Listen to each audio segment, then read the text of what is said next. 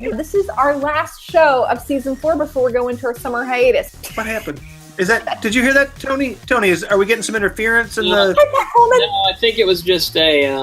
I'm getting a little. Anyway. And then at the last minute, we were able to secure Bo Pinkham from the Crisis Center of Johnson County, and he's amazing. Hold on just a second.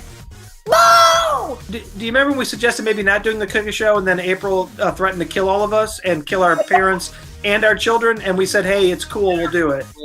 And anyone else we were associated with. It was pretty, so the cooking show was successful and saved many lives. Like many things, the connection between video games and suicide is like really, sort of complex and nuanced in a lot of ways. How many bags do you own, Chris? How many bags? How many like gym bags, storage bag, body part bags? Like how many? If you had to store a lot of bodies, how many bodies could you store?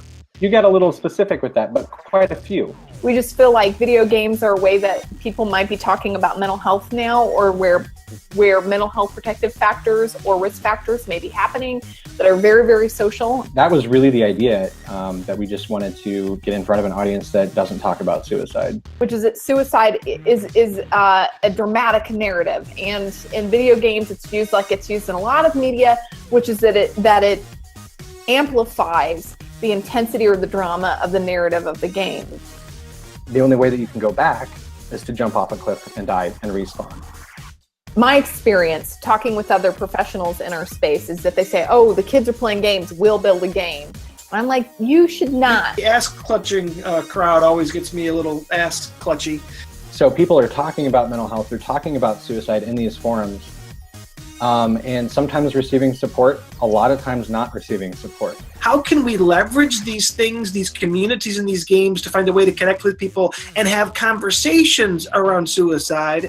There's these spaces out there where people are talking about suicide, and we aren't there. So I think as a field, we have a responsibility to get there and know about these things.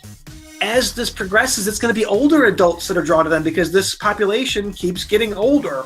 Forming these relationships with game developers on the front end and realizing that they have to sell video games. The storylines, the narrative, all of that's constructed. So we might be able to build in elements that are risk reducing and coping skill enhancing. Most of the research that's out there just shows that if there is an association, we can't tell if kids who are already feeling suicidal are playing more video games, or if playing more video games makes you feel more suicidal. I like when Chris says rucksack. Chris, can you just say rucksack for us one more time? Rucksack. How many rucksacks do you own, Chris? 18. 18 rucksacks. And it was all about empathy and taking care of these cute little bunnies in space. And like they were way into it, both my, nearly 15-year-old teenage boy and my, 11-year-old vaguely sociopathic, girl. And if we can put our anxiety in a box and shove it away as a field about how marketing works in the video game industry, and we're just there and we create these relationships of trust, that's the way that we can make a difference. I love this community. Thank you all for sticking with us throughout the year. We couldn't have this show without all of you, and coming here every week and getting on the thread and seeing the folks and new folks and folks that have been with us.